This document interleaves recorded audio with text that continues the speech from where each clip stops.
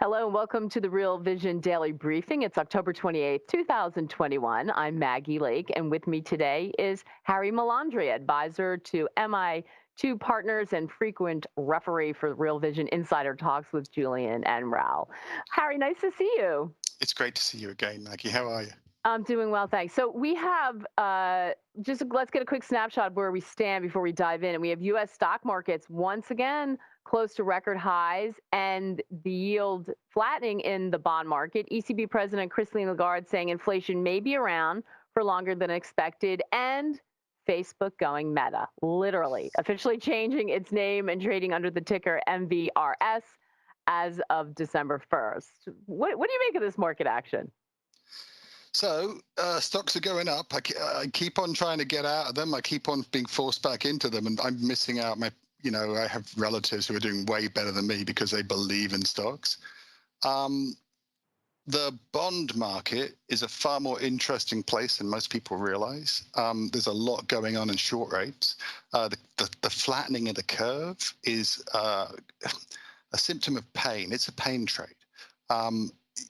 Most people, if you're trading your own 401k, you won't notice. But if there are hedge fund managers right now who are wondering whether they're going to have to sell one of their penthouses. Well, so wait, I actually, we did see, there's been some talk about the fact that the hedge fund community, who we expect to be wiser and much more seasoned than all of us, are really struggling with rate trades. But what do you mean this is a trade of pain? What do you mean by that? People got it wrong. So now, every now and then, even a blind dog gets a bone. So last time I was on, you remember, I was pushing the idea, which my colleagues' trade idea, that people should be short EDs. And why were you saying that? Because the inflation prints are going to be unremittingly high, because we're still going to see high prints for the foreseeable future. It's one thing to say transient, but after about 6 months of seeing higher and higher inflation prints, it gets a bit old. People get a bit skeptical. And, workers have had very little in the way of pay rises for near enough 40 years. It's been a tough environment for workers and a good environment for bosses. People are going to get militant. An environment in which jolts is as high it is, a quit rate is as high it is an environment in which unions are militant.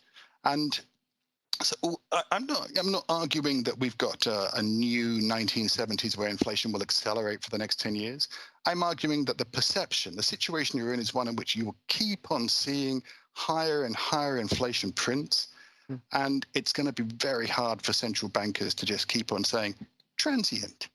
Yeah. So I mutter that stuff. I say that, and I note that, the capitulation we've seen recently in short terms is so big that, we're taking profits in some of these trades. You are. So you put those trades on, you've seen the move you wanted, and now you're getting out of them. Well, for short sterling, we had what looked like a capitulation. And as one of my colleagues says, when the market gives you that kind of gift, you kind of take it. So in short sterling, for sure. In EDs, the last few days has been kind of fierce. People are getting hurt. Eurodollars. Sorry, Eurodollars, yeah. In Eurodollars, people are getting hurt. So that was a trade we told to clients. We still like the idea of shorts in the Euribor curve. I mean, Euribor's just gone positive in the Z3 contract, I think. So, you had been looking at negative rates in Euribor. Now you're looking at slightly positive rates, but Eurozone is not a place where people are happy to see huge inflation prints. And in certain parts of the Eurozone, you're going to see high inflation prints even there. You could argue that a lot of this energy price rise you've seen in the Eurozone is going to be absorbed along the supply chain, and, but that just means it's there to be fed through later. People don't take margin reductions forever. So there's more inflationary pressure coming through, and it will be difficult for the central bank to pretend it's not happening. So do these trades work on the premise that interest rates, is the expectation that interest rates are going up, that we are in that environment? Interest rates are zero.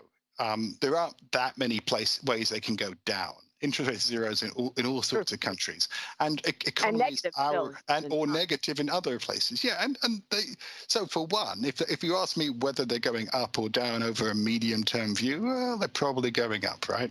The question is how fast and when. And right now we're looking at things like EDM2. The June contract for 22 is actually pricing in something like 80% of a hike. That doesn't look right to us. The terminal rate, how high they go in the end, that's still kind of low. But what you're seeing is people who had certain types of derivative trades which involve nonlinear positions, options, swaptions, gamma, getting killed. And that's what you're So talking about, the pain trade. exactly. So you're seeing that happening, and it's pushing it now. Me personally, I think in the Eurozone, we can see significantly higher rates in the short term. Because, as I said, it doesn't really matter whether they hike rates this month, next month. The perception will be that they're behind the curve. And then rates, people won't want to hold these current positions. Even, I got a lot of economist friends who refer to people complaining about high inflation as inflation gulistas. That looking into 2022, it's not going to happen. But it doesn't matter what happens in 2022. You're not going to hold a long bond position or a long ED position for a year waiting for it to come right. It will cost you too much money or hurt. So I'd argue, if you had these trades on, send us some chocolates or flowers. In my case, flowers. I'm definitely way overweight. Send us some flowers and say thank you, and maybe take some of those profits. Take some of it off the table. If you wanted to continue running that higher inflation trade or look for the Eurozone's a nice place to look at it. In the bond market, in the Eurobond market. The Eurozone, Euribor, Euribor contracts. Harry, what does this mean for stock markets? We've seen stock markets close to all-time highs. If we're in a higher interest rate environment, does it depend on the magnitude of that, or as long as it's short term and we've seen the earnings coming in and that is what we hear is justifying the trade higher, and they have been printing some pretty good earnings. Can that continue if we're in a higher interest rate environment, or does that become questionable? So I need to have a certain dose of modesty about commenting on stocks, because if I was so right, I'd be a lot richer. As is the case, but we would not be here. This is probably true. And I certainly haven't been max long in the things that have performed through this rally. I just haven't. I didn't believe a lot of the rally. And to be fair, there's a lot of central banks and treasuries in the US in particular, but in other countries have injected a lot of money. That money doesn't disappear. It has to go somewhere. It will percolate through the economy, and eventually it will settle in people's accounts, and they will do something with it. And you ain't buying government bonds, partly because of the yield, and partly because of there aren't any. The central banks have bought them all. Yeah. So scarcity. In the circumstances, you're buying stocks, and that's been going. For me, I'm an fixed income derivative trader. I don't understand why the stock market isn't nervous about what it's seeing in the rates markets. But so far it hasn't been, and so far it hasn't mattered. I just don't get it. And a headline today that there are that there's a record historic low short positions in the equity market, which is interesting. I mean, anytime you see a lopsided trade like that, one has to wonder. Interesting question coming in when you're talking about money, and imagine there are people who hear that, who look at what's happening in stocks and are nervous and are trying to figure out what to do or where to put their money. We have a question from Mark. What are your thoughts on pricing in the U.S. real estate market in 2022 and beyond? So a completely different, a different asset class, but again, looking for a place for that money to land. And I think also, given the fact, if we see rates going up, and that was such a source of an issue for people, we have people so burned by the financial crisis looking at real estate. What's your feeling about that in the mix here? So I think he means residential real estate, single family residential. It would be another matter if you were talking about commercial or office and things like that. Some of that has been distressed, and that distress could reverse. None of this stuff is cheap. So if we're talking residential single family, it's not cheap. And one of the things that was fascinating me looking at it was you have these migratory trends in the US, and COVID accelerated all of them. Yeah. Like Boise, Idaho, it's like a 30% increase in the Well, last 12 listen, months. the minute that they put a fixer up, HGTV had a show in Boise, then you should have known Right, that those right. markets were. And that Boise makes me nervous because I imagine the buyers in Boise are all coming out of LA and San Francisco. So it makes me nervous about those expensive markets, because that's really a take money off the table kind of trade, isn't it? In those high cap, high expense markets. I was relatively bullish real estate for the last 12 months to 2 years, and that's simply because I thought inflation was going much higher. My suspicion is if you're bearish real estate, you're bearish it relative to the inflation index. So if you have 5-6% inflation and real estate only does 2%, while real rates are negative, it's getting cheaper. It's not getting more expensive, right? I want to touch on I know a lot of the viewers have been having trades in commodities, in metals, around inflation. I want to play a clip though first from a conversation because there's so much debate around inflation. I want to play a clip from a conversation you recently had when you caught up with Robert Duggar of Hanover Provident. And he had some interesting things to say, perhaps maybe looking back at history as a model. Let's have a listen, and we'll pick it up on the other side. With the debt levels we have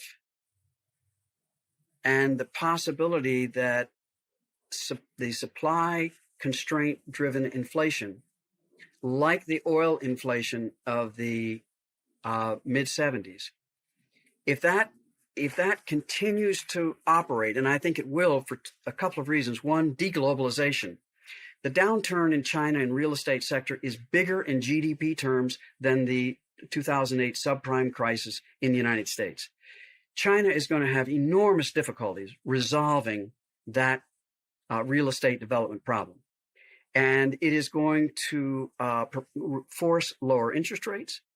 That's going to force dollar strength. That dollar strengthening is contractionary within the U.S. economy.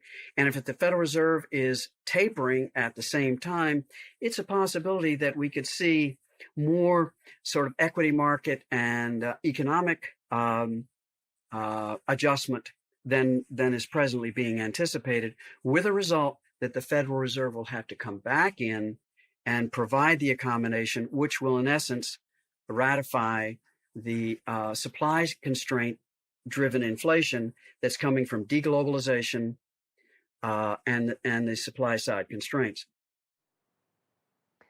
Yeah, Harry, that's an interesting conversation, and calling for policy accommodation, that seems to fly in the face of everything that we see being priced into the bond market right now. What do you make of that? So, Rob, that whole conversation, part of it was premised on the fact that Rob was a central banker at the Federal Reserve right through the 70s. So he watched how we got the 70s inflation.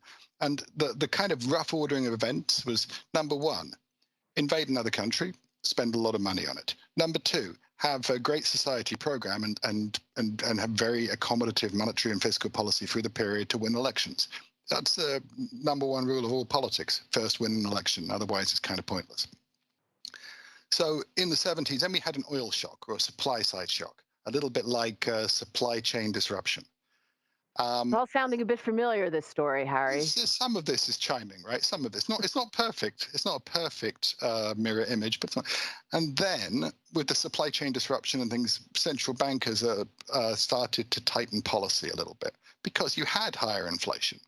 It was a natural, normal response to the situation. And the only problem is, in doing that, they didn't realize how fragile the system was. It had another supply shock, and it turned out to be a little too much tightening at the wrong time. So then they loosened policy. And that was where inflation really took off. That was when it really, really lit the fuse. So if I were to draw parallels, there are significant differences with the story today. Well, anytime I hear the 70s, I just immediately think about technology, which it seems left out of the narrative for people who are saying we're repeating the 70s. there's definitely productivity improvements, but there's another side to this that people don't focus on. Over the last 40 years, we have optimized our supply chains to be incredibly efficient. They've been optimized relative to the usage of capital. People, we churned out MBAs, and the MBAs came out and they knew how to economize on capital. So that's great. We now have wrung all the capital out of the system and have super efficient supply chains. Almost all of our inventory is held en route. That it's on ships. Which we well know now. Most of them are sitting outside California. Right. Sadly. When you optimize a supply chain for capital efficiency, for minimizing, you reduce its resilience. And that means that all sorts of have knock-on consequences across the system. If you can't get hold of manganese, the Chinese, by the way, have decided to restrict exports of manganese because they're short of it too. They have problems with power, magnesium and various other compounds, metals. Then you won't be able to make steel. Right? Everything has a knock-on effect. We have optimized the system too much, and we've lost resilience. So we could get nonlinear effects in our in various supply segments. Surprisingly disruptive effects for very small problems. This subject is coming up with almost everyone we speak about right now, trying to figure out whether we are in a new era, if that era of low inflation globalization is over, and we are looking at, if not higher inflation and reshoring and shrinking back the supply chains, certainly some version of that. What camp do you fall into? All of the above, a little bit of, should I say, a little bit of everything. Right, because generally speaking, when you try and solve a problem in economics, there's some kind of supply curve or marginal curve. As a result, you tend to do a bit of everything. So it won't be A or B, or be A and B. And in particular, we will try to move to reducing. It's a political choice in the US. The US is going to try and reduce its reliance on China. But if you have 40 years where you've outshored production, doing that is disruptive. So it's going to be done in fits and starts. We're going to try and encourage production, but it's not easy because you have externalities and second-order effects, which means that it'd be really hard to match the price the Chinese get for certain products. It's a long process which requires large amounts of investment here in the US. And, US companies like to increase dividends. This do share buybacks. We have a question from Ralph. What trade is most interesting to you at the moment? So I think I'm fascinated by watching the blow up in short rate contracts. I think we're going to see higher inflation for the time being. That will also give us an opportunity to fade it at some point because terminal rates are too low. But what's the most interesting trade? Oh gosh, I'm a the commodity complex and energy prices. I struggle to see how energy prices can come down other than by demand destruction in the short to medium term. One of the things that would lead me to think energy prices would be coming down would be some kind of supply response. But if you were to see a supply response in oil and gas, you would see rig count going up. You're not seeing rig count going up. And part of the reason for that is we have ESG constraints or objectives which make it unattractive to put capital into those areas.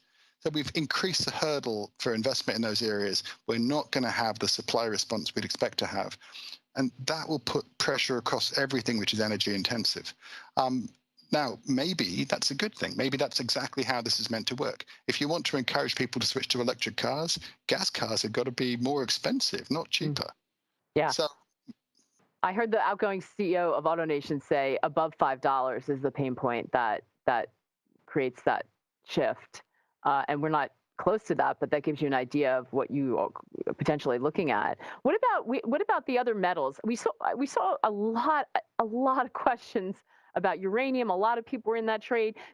I wondered at some point if that became a story not stock, but a story trade itself departed from the fundamentals. I wonder if you could say that about all commodities. How do you separate it out? Do you think that those markets have been moving in line with fundamentals, or are they sort of a momentum trade on their own? And what do we need to consider if that's the case? So I have uranium in my personal account. I love the story, but I've got to say it's more of a story than a fact. I think I saw the Pierre Andurand interview that Raoul did, and that was fantastic. He did. Mr. Andurand's trade was a great idea. It fleshed it out. It's beautiful. The trade worked really well as well.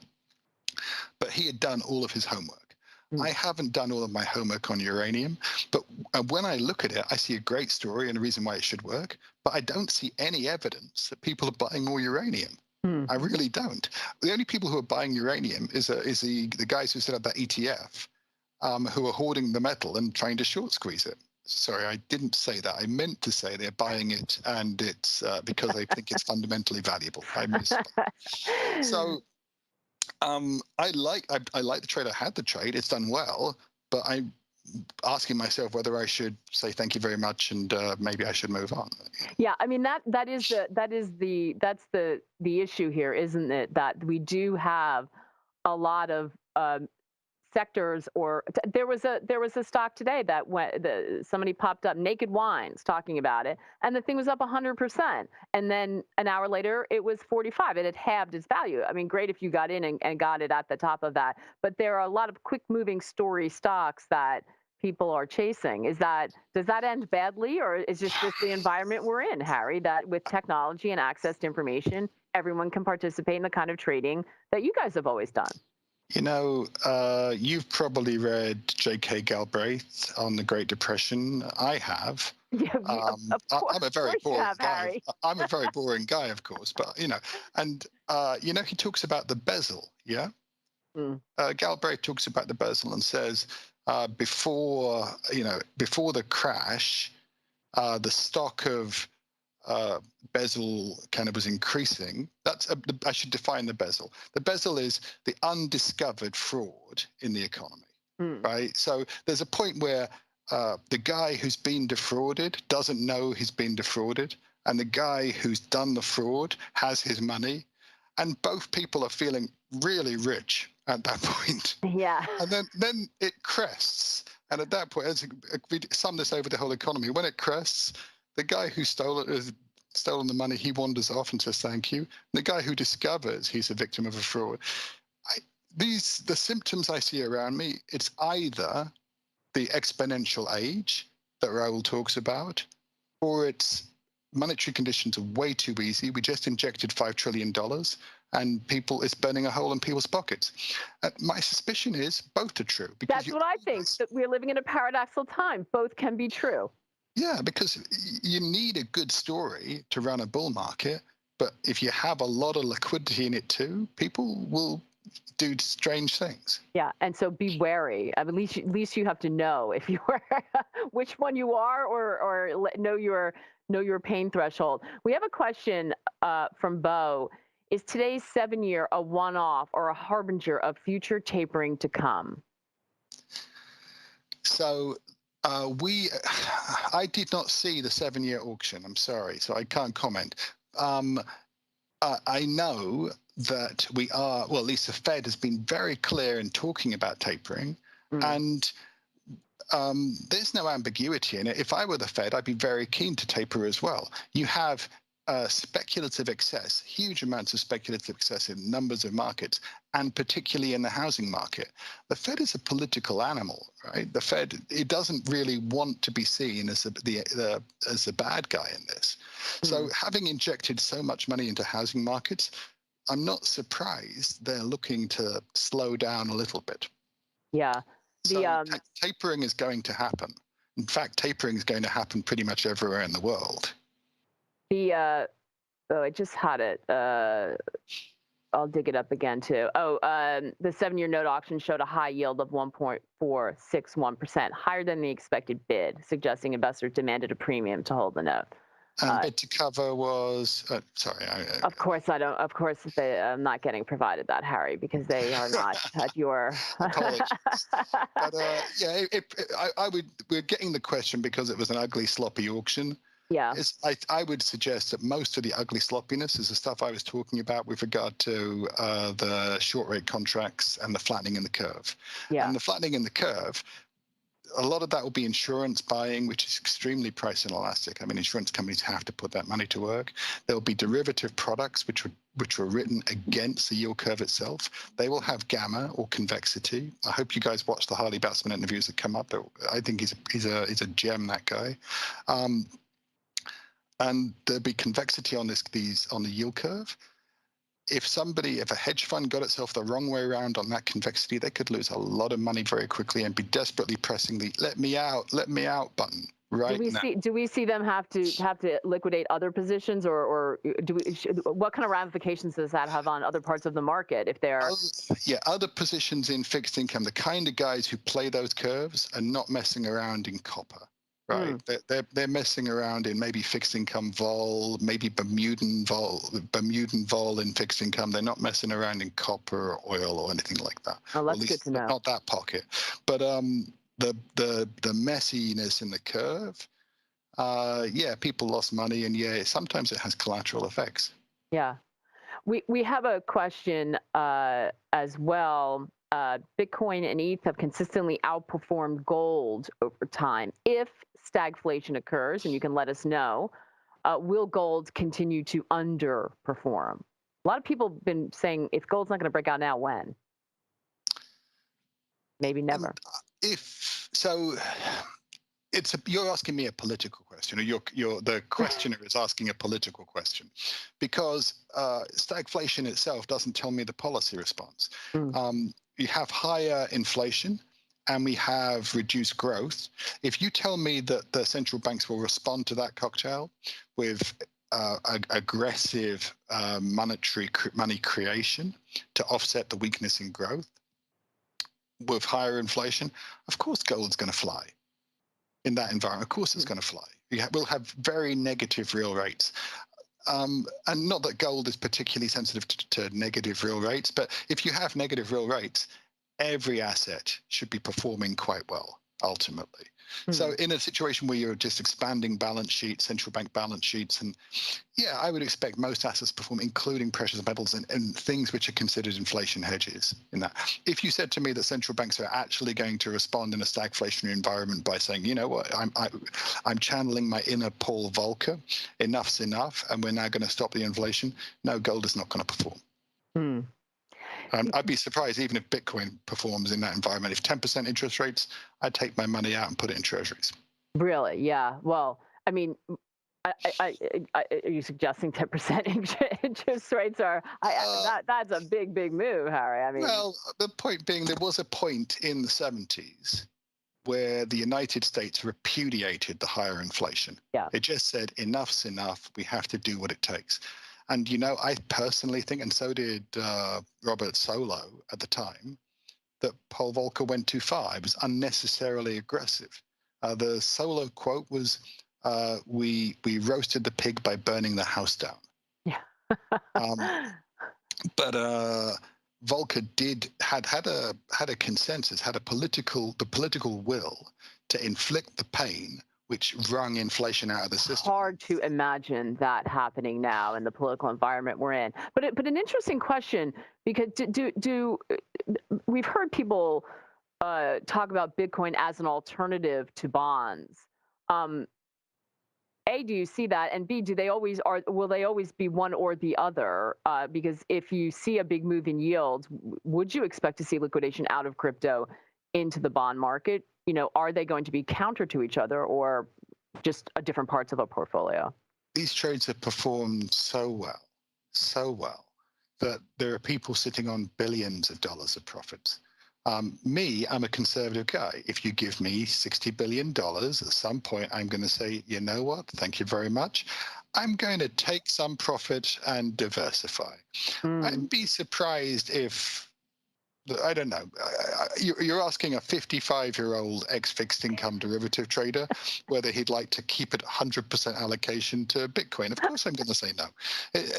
Nothing. It doesn't make sense. But there's a lot of fans of it. I see strong reasons for this to perform. I've been wrong. I didn't have much of it. I have a little bit now. I'd be shocked if you can make it the crypto space so valuable and none of it leaks out of the market. That's a fair answer, Harry. And with that, we are going to leave it there. It's been, as always, a fantastic conversation. We covered a lot of ground and talked about a lot of asset classes that we don't always get to talk about. So we appreciate that, Harry. Always good to see you. It's always a pleasure talking to you. Thanks, Harry. And thank you to all of us for joining us. We'll see you again tomorrow when Ash Bennington hosts Raoul Pal. In the meantime, the conversation continues on Twitter and on the exchange. Take good care and good luck out there.